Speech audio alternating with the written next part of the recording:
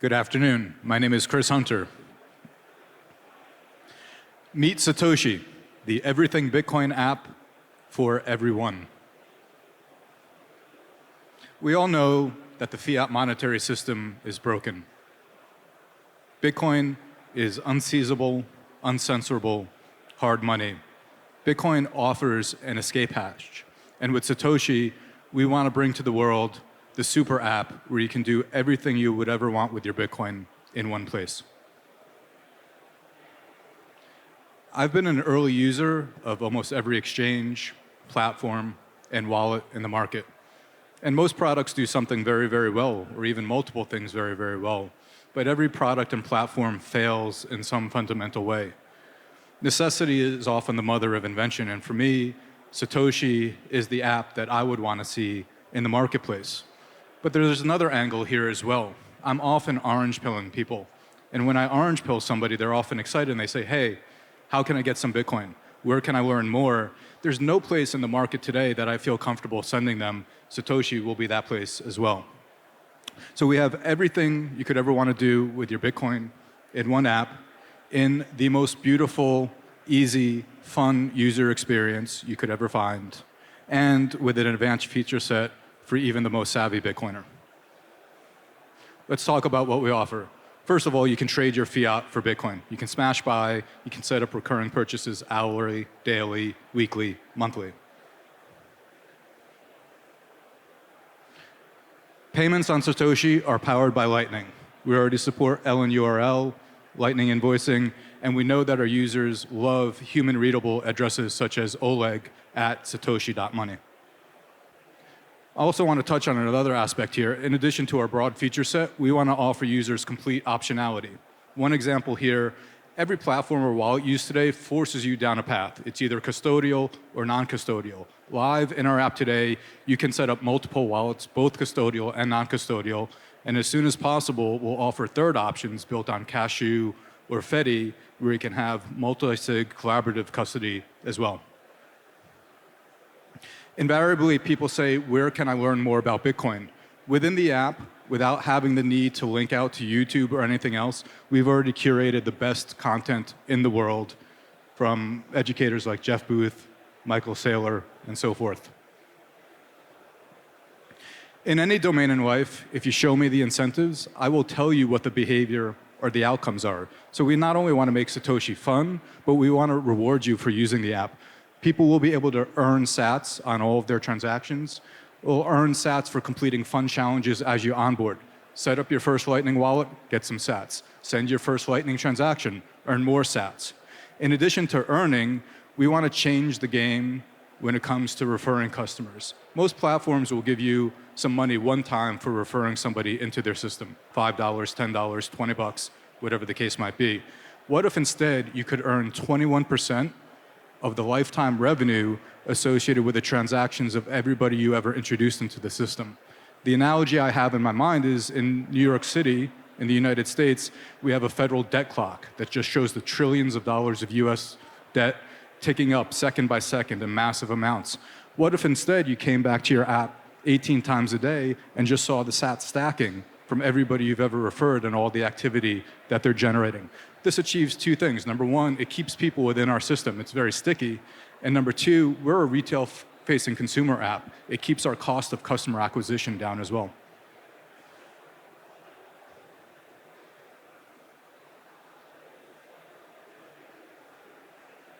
We know that not all Bitcoiners are going to want to spend their Bitcoin right away. People want to hodl. People will want to borrow fiat against their Bitcoin. I've also been an early user of every lending platform in the market. Some do certain things very well. They have unmatched Bitcoin-only ethos. They offer novel collaborative custody products that have a high level of trust and security, but these products fail in other ways. The user experience is quite poor. The customer service is almost non-existent. And the term loan products that they offer are very cumbersome at best. There's other companies, including a very well-known one based here in Europe, that has a very different product. They have a beautiful user experience on the mobile app for a line of credit that you can manage 24/7, 365. But the problem is you don't know if they're going to run off with your money the next week. What if we could marry the best attributes of both worlds, where you have a line of credit product that you can manage 24/7, 365 without talking to a human being, but had pure Bitcoin ethos with secure multi-sig? We want to encourage people to spend their Bitcoin around the world, but we know we're on a multi-decade journey here. Most merchants are not going to accept Bitcoin anytime soon, and we don't want Bitcoiners to be cut off from using their sats anywhere in the world. So next year, we're going to introduce a Visa product where you can spend your Bitcoin at any Visa merchant terminal. Most existing Bitcoin companies are marketing in an echo chamber. If you're following Stefan Livera or Lynn Alden, who are incomparable, you're already aware of Bitcoin, right? We need to get to the next 100 million people and the next billion people who don't even know they need Bitcoin. So we've established partnerships with leading content creators on Twitter, on YouTube, on Instagram, who have millions of followers in what I think of as Bitcoin adjacent categories. So think outdoorsmen, think musicians, think gamers. How do we make money? Quite simple. We charge for buy and sell. We're also going to go to market and charge a modest fee for Lightning. We are a premium product offering a premium feature set. We'll see how the market reacts to this, but we think we can command premium pricing for such. We'll charge higher fees if you want to cash out or have card transactions. And later this year, we're going to introduce a novel feature called Satoshi Plus. Here we are today in Q3. All of this is built. We've been in beta live since January of this year. We're about to go to market in Q3 with a full public release. But today you can send, receive, you can pay with Lightning, you can learn, you can earn, etc. In Q4, we're going to offer Satoshi Plus for $10 a month. You get premium services. Think elevated customer service, lower transaction fees. And then early in 2024, we're going to introduce our spend and our borrow features. Who's behind Satoshi? My co-founder Dallas couldn't be with us today, but he is a wizard when it comes to both product and design. Prior to Satoshi, he co-founded Dibs, which is one of the leading global marketplaces for sports collectibles. Think baseball cards or a signed Leonardo Messi jersey. For me, this is not my first rodeo. This is the 5th company that I'm taking from 0 to 1. I had 2 successful exits in the renewable energy industry, and then I also co-founded Galloy and Blink, which was formerly known as the Bitcoin Beach Wallet. What are our goals for year 1? We're going live in Q3 with a full public release. We want to get to 25,000 monthly active users. We want to have 40 million in transaction volume, and we plan to route $2 million worth of Lightning transactions. With that, I'd love to take any questions you might have.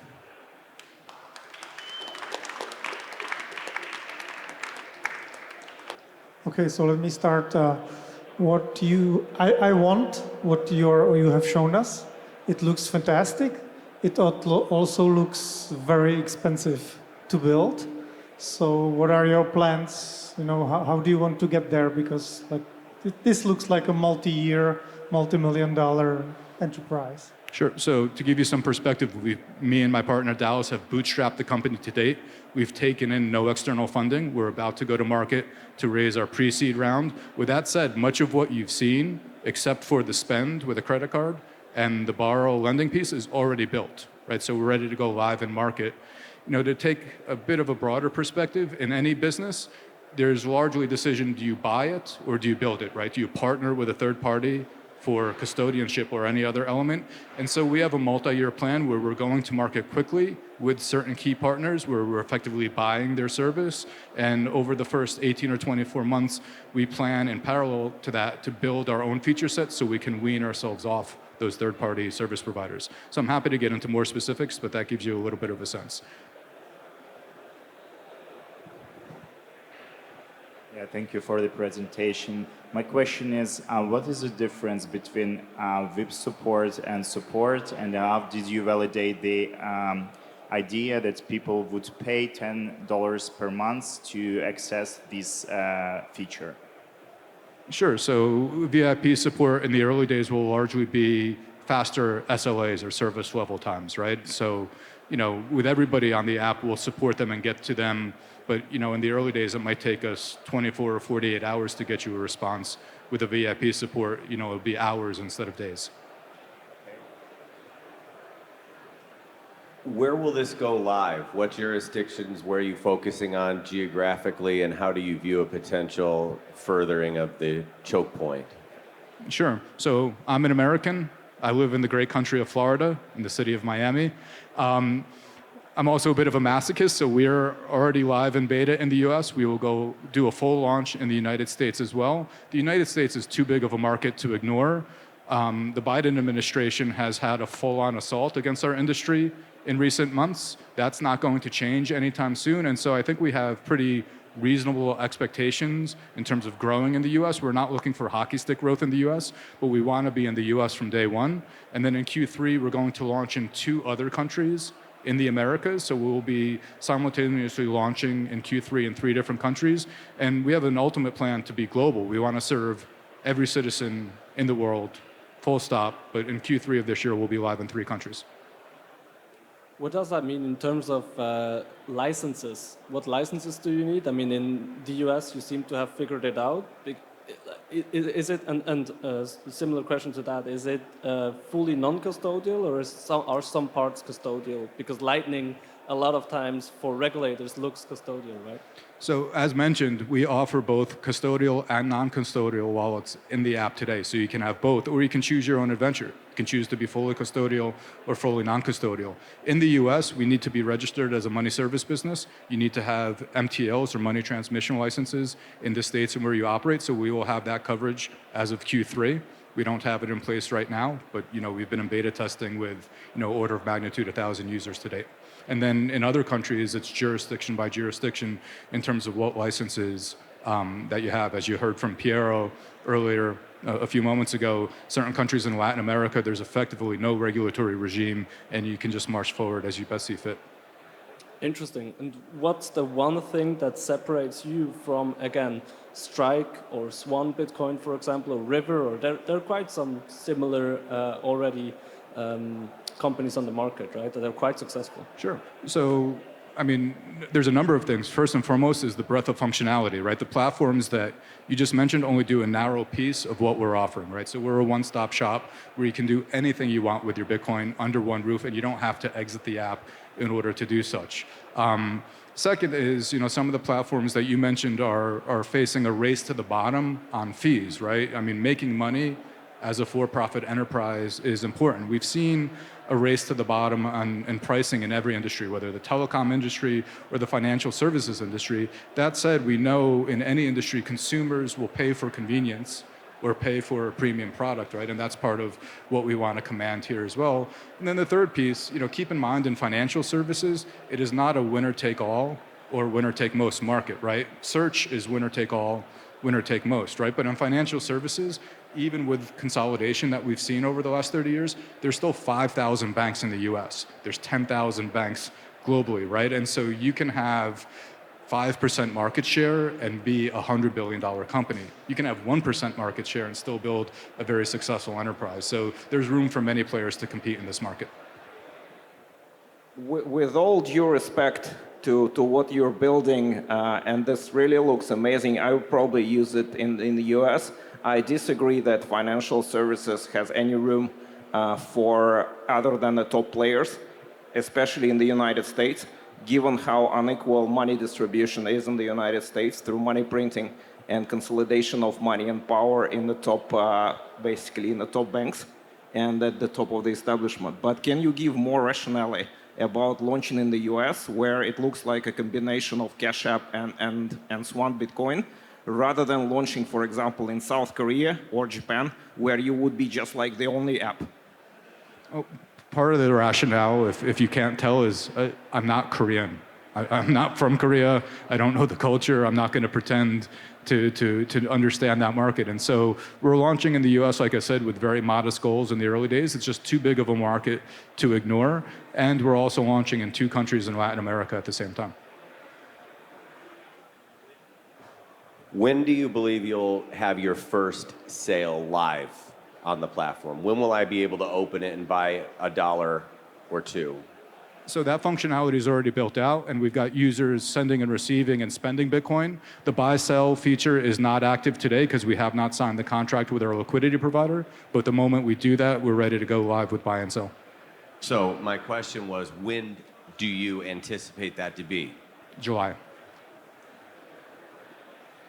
Can you talk a little bit more about your team? How many you are? What are your, if you have any co-founders? Sure. So as mentioned, we've bootstrapped everything to date. So it's myself and Dallas, my co-founder. We've got 2 full-time engineers who've been paying out of our own pocket. And then we've got a 5th member of the team, Tommy, who's effectively our director of operations and corporate development. And he's kind of a jack of all trades. As mentioned, we were just about to go to market to raise our pre-seed. In parallel to that, we've already been beginning executive searches for our first director of engineering or CTO and other members of the team as well. So I would expect by the end of Q3, we'd be somewhere between 12 and 15 people in total. Any more questions? One more. So with Bitcoin Beach Wallet, you know, it rhymes. It's similar but different. Do you expect this to be less challenging? Was there a lot of learnings there from Bitcoin Beach Wallet that you're applying now? I mean, this is essentially round 2 with a whole bunch more robust features. Yes and no. I mean, Bitcoin Beach Wallet is a completely different product. It's an open source project designed to, you know, facilitate grassroots initiatives for bottom-up Bitcoin adoption in, you know, effectively lower income communities around the world, right? What we're offering here is a bit of a different approach where we want to be accessible to everybody around the world, but, you know, we're starting with a premium product set, and eventually we might kind of meet in the middle in terms of the customer that the Bitcoin Beach Wallet, now Blink, is going after. So it's really not even a competitive product at all. It's a very different approach. Would you consider having a headquarters in El Salvador, or at least a major base in El Salvador, and also hiring engineering in El Salvador? It's a very good question. We're trying to figure out where we should be domiciled. We've set up a Delaware C Corp now. You know, given how aggressive the U.S. federal government has been against our industry, you know, it's sensible to give thought, should we be domiciled as a headquarters in Singapore, Switzerland, El Salvador, someplace else? So we're giving serious thought to that right now. To the second part of your question, I would love to hire engineers from El Salvador. Coming back to the question that Mike asked, you know, even when we were building the Bitcoin Beach Wallet over the last 2.5 years, now Blink, like there's really almost no engineering talent in country to hire. So that's the real challenge. Well, first of all, welcome to Switzerland and to Lugano to set up. But second, check out the Kubos Plus program. So they're going to have 20, 30 engineers, juniors graduating in summer. Understood. Good suggestion. All right, let's give Thank Chris you, a round of everyone. applause.